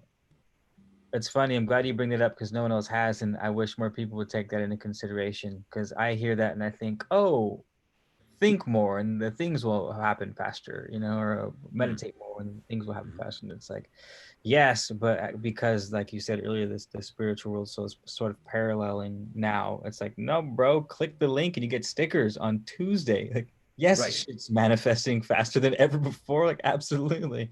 For sure, for sure. And I think what your brain may be trying to quantify because of how, if I'm hearing you right, you're trying to say to your brain, meditatively click the link. Uh huh. Because then you're clicking the link and knowing that the design is exactly what you want. You're not just like haphazardly clicking the link and sort of ordering what you think you might want because it's available. Uh huh. Yeah, But yeah, there's yeah. also that idea of, I don't know if you're familiar with this. Before, some people sit at their computer, they bow to their computer like a samurai sword, and then they do their typing and do their clicking, and then when they're done, they bow to their computer and then they close it and then they walk away. And people who do this consistently have a relationship with the technology that says that they treat that world like a different world. It's like a Interesting. rest in power. An individual named Kalindi E. You familiar with Baba Kalindi E? He's a martial art master who passed away this year from African traditions, and he's known for martial traditions where you were consuming massive amounts of mushrooms. But that's because, Oh, I was gonna say it sounds hella familiar. That's yep, right. After you get to a certain level of black belt, your teacher feeds you a psychedelic mushroom and then you spar. And then you get another one and then another one until you've had enough that you can't spar anymore. And they just give them to you and you lay down and put a weighted blanket on yourself. And you're eating like 2 ounces at a time. And you're going to the other dimension and talking to the beings there. And they're giving you assignments and you're doing stuff and flying around like it's a discipline. It's studied, but he was coming from a nature of understanding that says that this is real and I'd like to share it with you, rather than a nature of understanding that says this is real and this is how it is, or this is real and it's up to you to believe. uh-huh. So you got to find your heroes and be empowered by them. To me, that's what Yeah. magic is when I learn, like, oh my gosh, there's this person who did this thing. Wow. And bridging the gap like you were talking about earlier. Right. Living is the rainbow bridge, like Uh, being the proof, because I know that your life as Keith is going to be more your life as man of letters the more you act in the man of letters dimension. for sure. And the more you act in the Keith dimension, it's not that it's going to become less man of letters Z, it's going to be more Keithy. Yeah. And so I the idea would be, in my mind, to zoom out as far as you can until you maybe identify as the sound K rather than the full sound of Keith. uh-huh. Because if you can be defined as just K, then you can see that you're happening all over the world thousands of times a moment because everybody in the world is talking and we're all making different noises. Yeah. So when you can move beyond even being the sound of K and you can just be, then you've like reached the plane where we're all the same. And then when you're walking and you see somebody and you feel that unspeakable je ne sais quoi vibrational energy, it's not like, oh, you're also a magician. You're also a resonating person. You're definitely one of those woke people. You just act in the way that the people around you naturally act in that same way, and you enter the dimensional reality of your preference. Mm-hmm. Mm-hmm. So to me, like, we're all magicians, we're all doing magic all the time. We couldn't not do magic, and the only way to get better about magic is to talk about it, and the scariest thing is to talk about it. Why is the scariest thing to talk about it? Um, because it's like sculpting. In order to get good at it, you have to accept how good you are at it right now. Yeah. Yeah. I know. People would tell me all the time, like, "Oh man, I wish I could play piano." Or, and I'm like, "Well, fucking play." And I'm like, "Oh Mhm. yeah, I tried. It's like so hard. Like I suck, man. Like, of course you suck, man. The fuck, I sucked. Beethoven, everyone sucked. Like, of course you're gonna Mhm. suck, dude. Like, I guess what I'm often saying is, did you play long enough to get better? yeah, there you go. There's that heady thing that also goes on. It's kind of like magic. Before the piano was invented, do you think Beethoven was dreaming about music? Ooh, wait, Right. what? So Right? before the piano was invented, so before we had the ivory keys and that kind of thing, do you think famous composers like Beethoven or Mozart were dreaming of symphonies? Or do you think it was the invention of that technology that allowed them to unlock that plane of their dreams and then they could make those things? Yeah, yeah, the adjacent possible. Right. So we're just on the precipice of scratching into the adjacent possible realities because this technological conversation, like, it's been like a couple days where you and I were like figuring out when we're going to be able to communicate with this. But Yeah, if we had like trumped up meaning and said that, oh, we have to have this now, it's so important, this is the thing that has to happen, that wouldn't be responsibly using the communication technology. uh-huh. However, in a year or 2 years, I know that for both of us, this communication is going to be the same, if not more familiar. Hmm. There's going to be tons of times where we're having this surrogate communication with the support of pixels and electricity and quartz crystals and copper wires. Through that, there's actually a sense of presence. And that presence is when we're both connecting to the I am, when we're both kind of in that space of knowing that you're not your vessel, I'm not my vessel, you're not your locks, which are super awesome, by the way, and I'm not my beads. Like, we're not these things, we are larger than it. Yeah, In my mind, that's magical thinking. And you've got some super awesome magical spells going on. So thank you for allowing me to freestyle my sorcery inside of your book of wizardry. dude. Fuck, thanks for making it. It's made up of shit like this. Word. It is this. So thanks for contributing. Mm-hmm. Um, there was something I was gonna say. Did I write it down? I started writing it down. I didn't write it down, but it was having to do with the veil and the thinning of the veil and the Mm-hmm. opposite of the veil, and then it had to do with the whole year as being a thing of the veil. Sure. um, I can't remember the exact Okay, question. so let's think about the seasons like an egg then. And in a sense, just like an ellipsis would actually be the technical term. It doesn't have to be like an egg, but like a circular shape. Mm, We're identifying on one side of the circular shape. We're saying that this is the veil is thin. This is the October, the Dia de los Muertos, the Halloween season, that movie Coco that everybody loves, mm, all those different kinds of Nightmare on Elm Street, that kind of vibrational frequency. The other side of this egg, so ellipsis, egg kind of shape, over here is going to be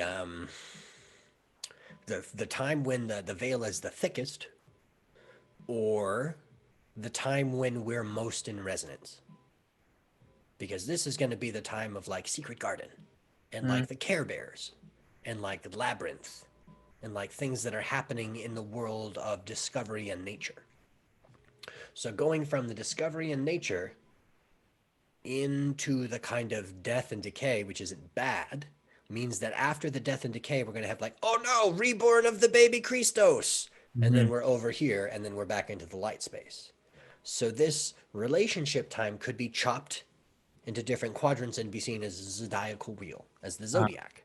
You've got like, excuse me, Sagittarius season, Aries season, Gemini season. They're all different points. This one's here, this one's here, this one's here, this one's here. That grid is an arbitrary grid. It's arbitrary because it's using reference points that we created as a society. We're saying that summer is a word that means warm, not very many clouds, not very much snow. Arbitrary winter is a word that means cold, not very much light, hard to live. mhm. The relationship of these are as customizable as we want. So as a child, usually you're living holiday to holiday. What? It's St. Patrick's Day. What? It's 4th of July. What? It's, Memorial Day. What? It's Halloween. What? It's Thanksgiving. And like your notes on time space, bing, bing, bing, are these celebratory actions. In our own lives, we have events that are ding, ding, ding. First job, first car, first place of own, first adventure out the country. Those relative points define meaning. In the Jordan Peterson perspective, we are making maps of meaning. So if Mm, it's important for you to have a relationship with the trees around you, that means that you're going to give meaning to the relationship with the element of earth. But if your next door neighbor doesn't want to have a relationship with trees, it doesn't mean that they don't have a relationship with earth. Their relationship with earth could be the fact that they have to have gold jewelry. I see. It could be the fact that they have to have a strawberry bed or something like that. We all have these requirements. Is this useful? Yeah, that made me think of something though, because you said we live from season to season. Before we are talking about this, I mentioned that I like Halloween so much because it's a lot easier to dial into that time of year. You know, I mean, just for the momentum, like everything sort of changes. Um, so I was like having a conflicting thoughts, and one was, you don't have to live holiday to holiday in order to create a tangible vibe, which is what I really like about Halloween. It's just like you can feel it in the air, sort of thing. Mm-hmm. But at the same time, I'm like, well, fuck, it's a lot easier when you go to your favorite restaurant and they have spider webs in the corner. You know what I mean? And you're like, right. So they're like, it's everyone sort of in it together. You're yeah, you can do it alone. What I'm getting at is Right. but it's so much funner with other people. You know what I mean? When everyone sort of comes together to Right. create. They're collectively subscribing to the beliefs. Yes. And so now the question would be, is your subscription dependent upon their subscription? Or can you subscribe more? Because if you subscribe more, they might end up with like a proxy issue or edition. That's what I was like. That was my second thought I had after that. I was like, maybe I just gotta step up my game and to get more people on board. You know. For sure, for sure. And I'd say that in that way, you're talking about how to enter that space more fully so that you can view it from in there. Correct. Because I know people who are hearing Halloween jokes all year. Yeah. Their brain's just there. I also know people who are shopping for Christmas decorations all year. True. To each their own. Like everybody's Yeah. got their important events and important elements. Hmm. For magic, that's what it's based on. For the supernatural, that's what it's based on. If somebody believes that they have the power or they have the book or the ritual or the talisman, they have to believe it consistently and again and again. You can't like just believe it once. I have the hand of Thrawn, so therefore blah. Like, wait a minute. Uh-huh. It's really dependent upon now that you have this magical Lumerian starseed crystal, what are you going to do differently than before when you had it? Mm. So, in my mind, a magical ritual is intention expressed. Mhm. In the mode of chaos magic, sure, everything is a ritual. In the form of Western high magic and hermetic orders, your rituals have to have very specific components. You have to acknowledge north, south, east, and west. You have to acknowledge the ancestors and the ancients. You have to acknowledge your teachers and the future. You have to acknowledge the youths and those who will deal with whatever mess you make. After you've done all that, then you get permission to call upon whatever and do what you want. Hmm. As much as I appreciate the studies of why that star of however many points are important, or why the I Ching map, or why the Kundalini chakras, as much as all those studies are enlightening and refreshing and invigorating, having real conversations with other people usually is what allows me to think like, actually, all we have to do is just live like we're all Darkwing Duck. Oh God. We just got to be the thing that does it right, and then the rest of the world's going to be like, oh shit, somebody did it right. Well, fuck, we now have to do it right. Uh-huh. Rather than being like, man, I sure wish somebody else would do things correctly because this reality sucks. I'm going to post about it on the internet. Like, Yeah, that's why I like that resonant thing so much. Is it's like you by being you are stimulating the other strings, the other matching strings, because other people want to be good, like you're saying, but they don't have a good role model of it. They don't think they can. They might get judgment, but they see someone else killing it, and they're like, oh, it turned out great for them. Sort of, even though we're not supposed to give permission outside of ourselves, like let's be real, it helps if we have like other people out there killing it and are good examples for us. You know what I mean? for sure, absolutely. And I think that boils also down to what you mentioned, the pack, the vibe of a group. Mm-hmm. So without going super deep, because like I could talk about this thing for fucking hours. Like this is some of my favorite subject matters. So I'm trying to like glaze on the important points and then we'll dive where it's interesting. But I tend to correlate when I meet people with animals, Mm-hmm. and besides only animals, also galaxies. So it's just kind of like there's a small and a big, and I draw these correlations usually very quickly. It's something that's more reflex rather than reaction. Just when I notice people walking or standing or talking, my brain's thin slicing and making a bunch of inferences. These Mm-hmm. inferences are free to change, but they're just kind of giving me a starting platform of what to work with. Mm-hmm. So since you're saying that you are positively subscribing to a belief system that says that you can have a pack, you can have a tribe, and it's possible for that pack and that tribe to not only care about its members, but also to care about the health of itself.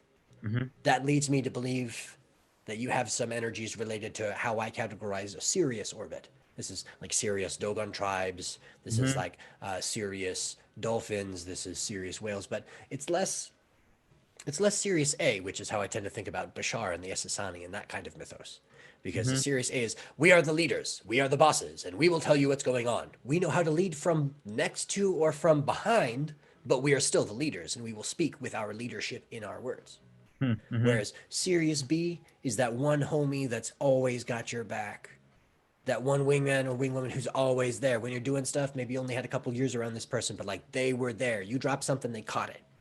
They dropped something, you caught it. And it wasn't Mm-hmm. a question, oh, do I catch this thing for them? It was like, no, they're the homie. And you got it. Mm-hmm. Sirius C is the person who's so much of the first two that he doesn't fit in or she doesn't fit in. Somebody who's so legit that they break the curve of legititude for the people around them. Somebody who's so studied that when they sit down and debate, it's never a debate, it's actually a schooling. Mm-hmm. Because it'd be like, oh yeah, well, the world is flat. And so said so. It's like, all right, cool. You really want to have the world is flat conversation? Let's sit down and let's talk about this. And at Uh-huh. the end of the conversation, one or both people are going to go, okay, well, now I have new data. Uh-huh. So, as much as the serious energy is useful, it's also one of the energies that's most out of balance in our time right now, as far as I can perceive. Serious A? All serious, Oh, seriously. all serious. Right. So people For just don't sure. know what the fuck's going on. Well, we all think we don't know, but some people know. Like I know what's going on. This is what's going on. But they're not cross-referencing. There's Mm, some people who know this political person or that political person or this should happen or that should happen, but it's never a conversation. It's always a statement. mm, mm-hmm, mm-hmm, That's part of where the issue of enforcers come from. If we had healthy enforcers, it'd be, hey, you violated the rules. And it would be, this is why I believe my actions were okay. And then the enforcer would say, okay, well, based on the rules and based on the situation, this is where we will go to the compassionate. And the compassionate will decide if the enforcer gets to enforce or if the justifier is justified. mm-hmm, A lot of individuals have bad beliefs and shitty belief systems, and they justify them to defend them mm-hmm, because that's what those belief systems want, is they want to be protected. However, it takes a certain level of candor or a certain level of brutal trust and honesty for your homie to say, hey man, that fingernail polish really doesn't match your vibe. Because they could hurt your feelings. And if they yeah. appreciate you, they don't want to hurt your feelings. But if they got to tell you that, like, the polka dots you're rocking just don't match right now, there's a level of love in that. I guess and there's also a sort of you'll make a friend with a person so they don't tell you things like that. You know what I mean? Like I Mm, want you to tell me that I'm killing it when I'm not killing it. You know what right. I mean?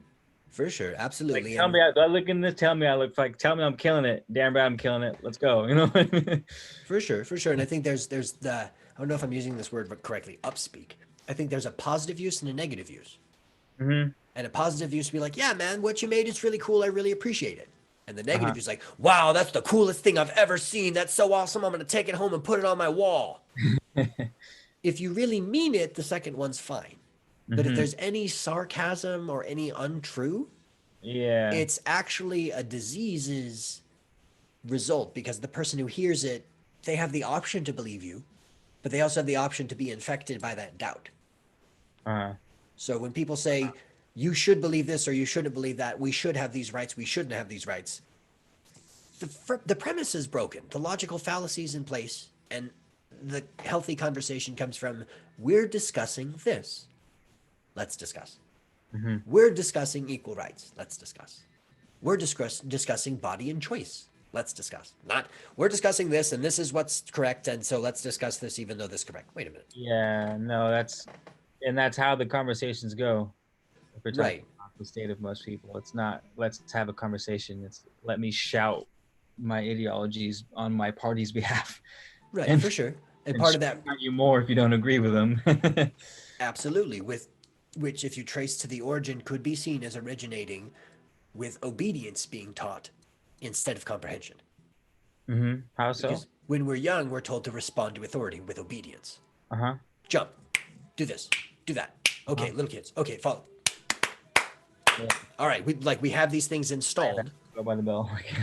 Exactly, but that's different than when you take a young person hiking and they say, "Oh, I want to play." Like, "Oh, that's blackberries. Don't touch it. You see those? Those are thorns. Those will hurt." Oh, okay. Now understands. Like, don't go there. Oh, why? Just don't go there. Oh, okay. So that comprehension level is something that we live. You can't really teach comprehension without living it. I was It's about like, to say there's a big experience component too, because a kid is probably going to touch the thorn anyways, even though you told him it's gonna. fair. And then he goes, "Oh shit, that oh, I Right. get it." For sure, for sure. And a lot of us never find the thorn that's subtle because we blame the overt warning. And to say that simply is that we don't often identify, oh, that person's kind of an emotional vampire. Oh, Uh-huh. that person is really unpredictable and wild like a shifter. Okay, well, maybe Oh my I'm god. extremely. Go ahead. I had a conversation with I it was a falling out with a friend and the other friend in the group. We were talking about it because then they too had a falling out, and we were earlier today we were having a conversation of like this dude's a shifter. Like his homies 1 minute and just his homies as he is 1 minute, he's just the biggest dick in the world the next. It's like crazy. It's like you love to hate him because he's so cool, but then you hate him because he's just is not cool. It's just like a shapeshifter. The way you described it, I was like, oh damn, I was having a conversation about a person like that. Like, Right, for sure. And in the aspect of that person's life, they may think that they're responding to external data, uh-huh. but it could be something that could be seen as they don't have a stable foundation to stand in, so they're always reactively reflecting what they're getting rather than Uh-huh. deciding what they have and then acting from what they want. Uh-huh. Like Uh-huh. when I want to make a friend with somebody, the first thing I try to do is make sure to not save them. Not save? Yeah, save them, because if I meet somebody and then I save them, Uh-huh. I'm all of a sudden the savior and I can't be their friend because every time something goes wrong, they're going to look at me to save the fucking day. And it's like, Uh, wait a minute, no, I just want to be your friend. yeah. So you have to kind of allow people to suffer. But that's not like if I meet somebody and like their arms lopped off and they're bleeding out of the Black Knight, that I'm not going to be like, oh shit, like let's bandage that and make sure you're Yeah, okay. Like that's yeah. compassion. Yeah. So the lines and the levels there would be more related to how do I think I should be treated by the spiritual or the supernatural world? Because Mm-hmm. if I treat it that way, I'm telling it what I want. Mm-hmm. So, without going into too much detail, there's things called the fairy books, okay? There's a whole collection of fairy books. There's the red fairy book and the blue fairy book and the green fairy book and the yellow fairy book and the brown fairy book. All the colored fairies have A different fairy wonderful books. collection of fairy books. Yep, I'm more than happy to share them with you if you're interested. But by going through these, you're finding mythos from around the world that are related to fairies of that color. Oh shit. So I had a chance to eat all this information when I. That many books on that topic broken down like that. Mm-hmm, That's so cool. mm-hmm. Absolutely, it's stunning and amazing. And so, while some people use the term brownies or sprites or little people or leprechauns or gnomes or elves, whatever words you want to use, there's books about them and there's study you can do about them. Uh-huh. And so, by changing the studies from, oh, this is really cool to learn about Hogwarts, into this is a really neat interpretation of Western magic in someone's lens, means that the fairy books are less, this is a really neat adventure into Ferngully, and more, Mm-hmm. this is a collection of subtle cues I can notice in the world around me. That if something looks like it's teetering and about to fall off a shelf, maybe that's one of the fairy energies showing me something real quick if I have the eyes to see it. Mm-hmm. That would be implementing new technologies. So this is going from the pre-lingual to the lingual, the pre-literate to the literate, the Uh-huh. pre-technological to the logical, or the pre-magical to the magical. Because in a post-magic world, you can just think at somebody, hey, do you want to go out for pizza? And then boom, you'll teleport there in pizza. But in the pre-magical world, you have to be like, man, I sure hope that I get to see this person next year. Because one of them is hope and the agency's outside. And in the Uh-huh. post-magical world, the agency is inside, and you're saying, I'm going to make the plans. I'm going to conspire. Oh, you can't go get raw juice today? Cool. Well, can we go to the smoothie place tomorrow? Okay, cool. It's still magic because you're making a time space event, I see. but you're not surrendering and saying that it's the incense that does it. If I don't have the San Paulo, I'm not a really, really good sorcerer. You know what I mean? Yeah. That's I like that. I like that. Way sweet, for That's sure, that's a for whole sure. different. That's a whole different spin on it. It's almost Word. like as soon as you have that, well, these things will. As soon as you have these things add up, then we'll get it. It's like I will make what needs to line up where it needs to line up. Oh, Right. that didn't line up. Okay, well then I'll substitute B in place for that so that it does line up. Sort of thing. Right, for sure, for sure. I mean, it's even if you think like the Toltec or the Aztec temples where they have like the sacrifices on the top of the pyre and like they've got all this stuff and they're ready to do sacrifice and it starts raining. Mm-hmm. Do you think everybody's like, oh, no sacrifice, the fire's gonna go out, we just gotta like take it home, everybody go home? Like, no, they would like complete it in whatever protocol they have for that kind of disturbance. Uh-huh. And what we're finding societally right now, especially because of the COVID situation, is that we do not have a protocol that empowers us to act as though our limitations are imagined. Hmm. Our protocol is to act as though our limitations are real. We really have these obstacles. We really can't do this. We really can't do that. They're Instead everywhere. of the, And they're everywhere. absolutely. However, there also are infinite positives everywhere. Mm-hmm. If you don't have a 3D printer, maybe somebody near you does. Yes. If you Yeah. can't Yeah. find that on Amazon, maybe you can find it on eBay or Etsy. Uh-huh. So now the novelty factor is what would you do if you had magic and it was real?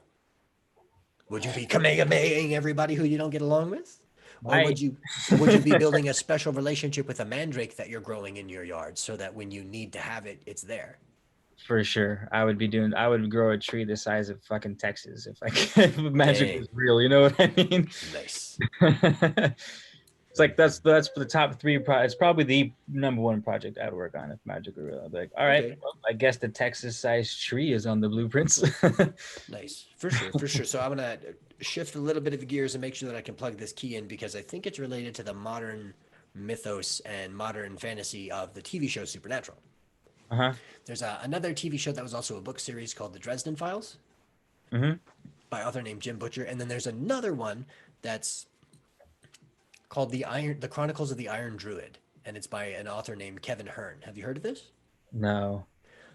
Iron Druid. You want to find this book.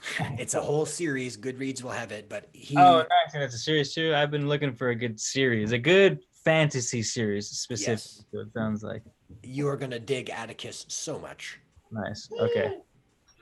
Wait 1 second. What's up, little man? Oh, you made it in the room. Oh my goodness. Hey, come here. Oh, you smell like the poops. You want to say hi real quick? Say hi, my love. Hi there, little one. Magic man right there. Say hi, sweetie. All right. Oh man, he smells like the poops. Is that why you came in here? Yeah. You gotta go, my love. I'm sorry. Almost done. Bye-bye. I know.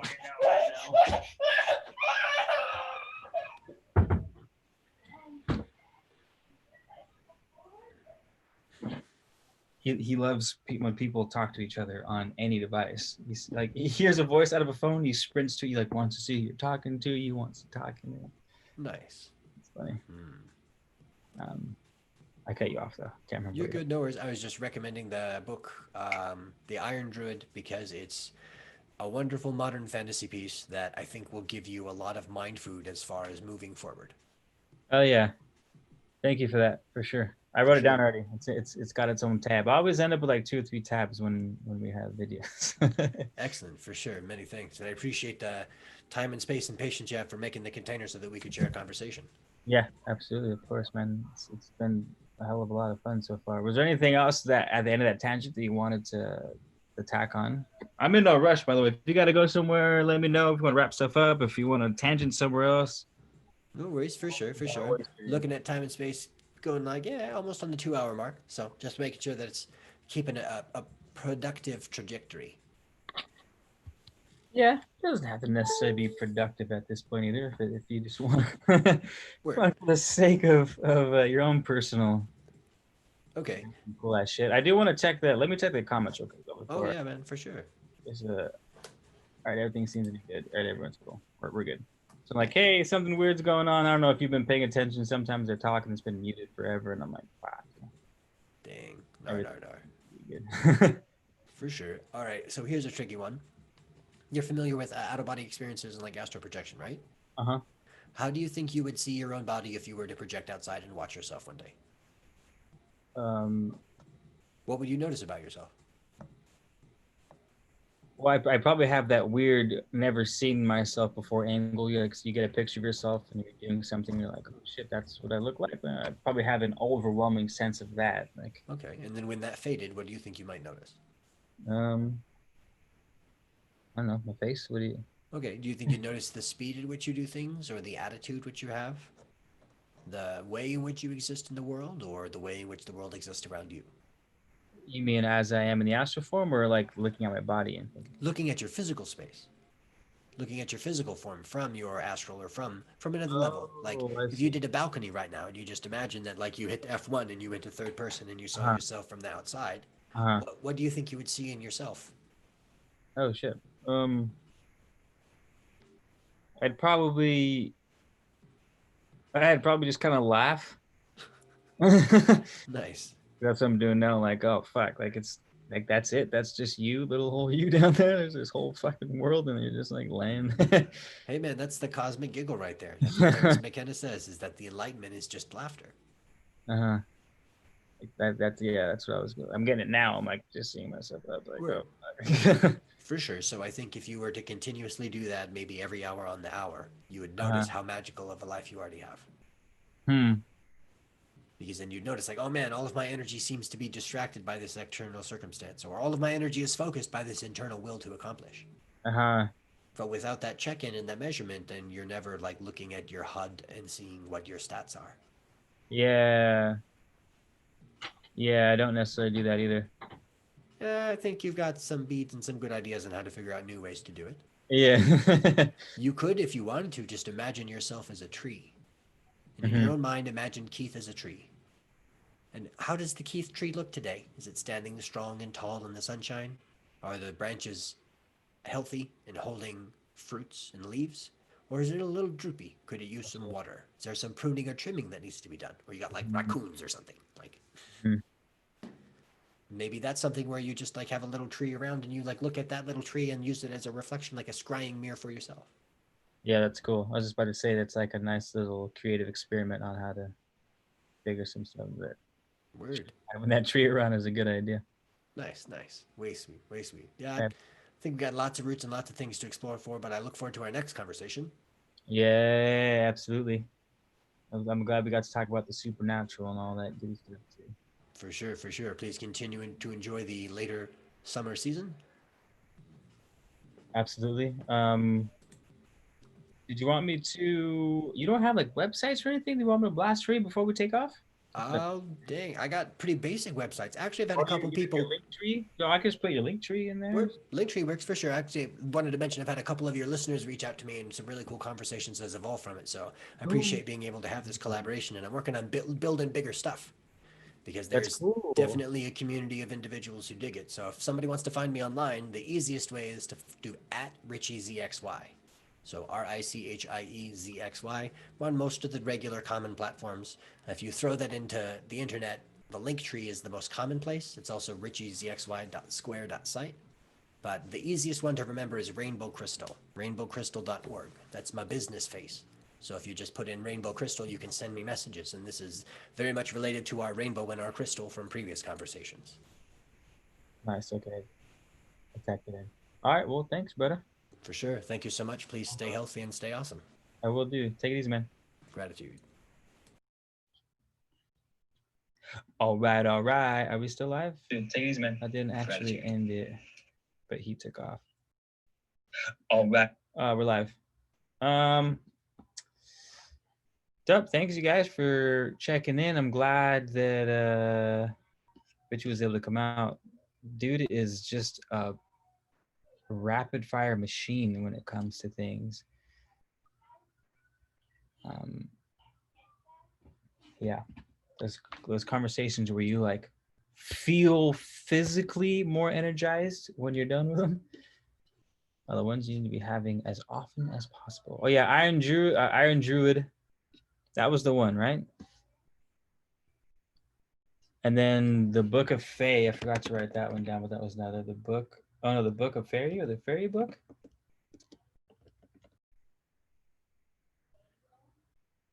The Book of Fairies. Is that it? That was another one. Where was the other one at?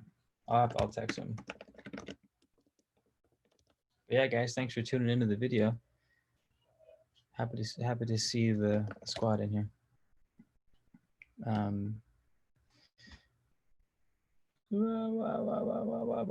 Oh damn, Galactic Goddess, Triple Eight, what up? Oh nice, Galactic Goddess made it in here. Octari Sykes Smith is in here. Richie's still kind of in here. What up, brother? Man of Letters, you seemed so distracted? Really?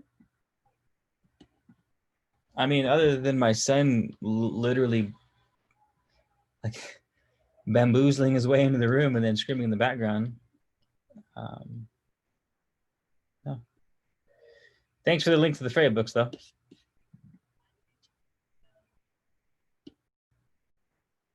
Where are we at? Okay, so we got all the links, right? Kaylin, thanks for tuning in. Yesenia. Well, yeah, we got a lot of the squad in here.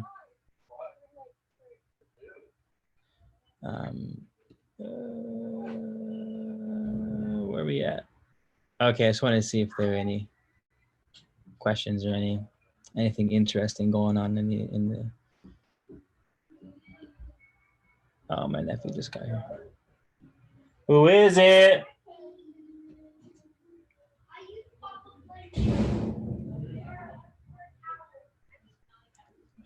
How old is he? Atlas is 18 months. The little bugger. So leave Atlas out of it.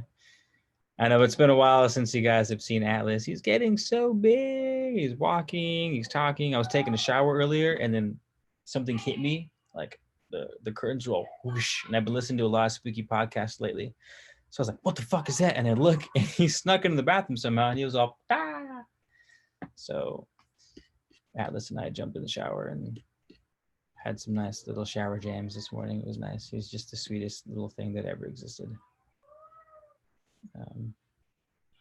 Oh, that's right. You guys remember? That's another thing I couldn't remember. Was it Smith? Were you the one who told me the website for the super cheap books? Because I need that. There's a handful of books, but I've been putting it off because it's like $100 worth of books. But I forgot the name of that website that has them for like $1. Do any of you guys remember the name of that by chance?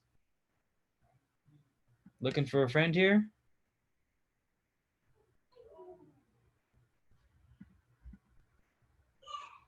Someone help me out. Oh, that's what it was. Agent Smith, just the man, you're just the master. What is it? The link master. Perfect. That's what I needed. Also, for the rest of you guys, this website that Agent Smith just posted has all your favorite books for really affordable prices and affordable shipping. So if you want to slam Okjoro, your son is 2 in October.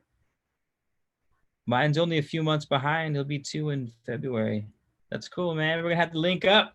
We'll let the babies play with each other.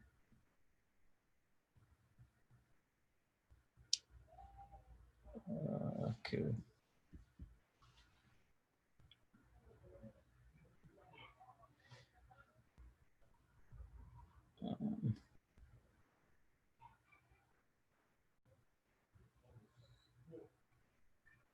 Only you can prevent forest fires. It's funny. I can't scroll through all your guys' comments. It'll take forever. You guys have been busy. Okay. Well, that's it, you guys. I will... if I'm feeling super gangster about it, maybe I'll take an hour break and come back and do some readings by candlelight, because you know when you start reading a good book and you're like, oh man, you catch a groove and you get that sort of endorphin rush from reading the book and thinking about reading the book. I have that right now with the book that we're reading. So I might go live again tonight. Might not. Might. We'll see how the mood strikes. But thank you guys for tuning in. If you guys have any questions, please hit up Richie. You guys should hit up Richie anyways. He's homies as fuck and start building that community. You know what I mean? He's basically, he was just at, I'll write that again for you guys, at Richie Breathe. There you go. Or was it, no, that was his name. The other one is Richie XYZ. Shit. Or ZYX. Right? Is that what it was?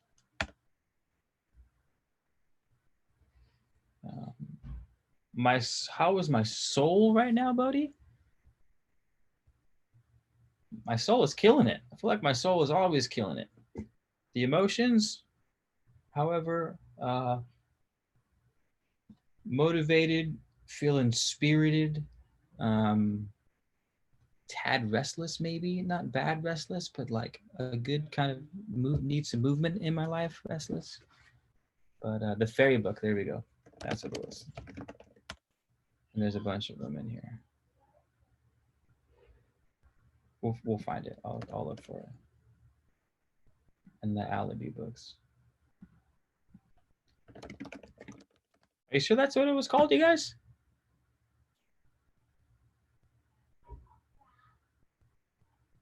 I'm just gonna text homeboy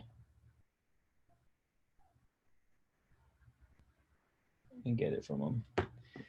But take it easy, guys. I'll see you soon. Thank you again for being here.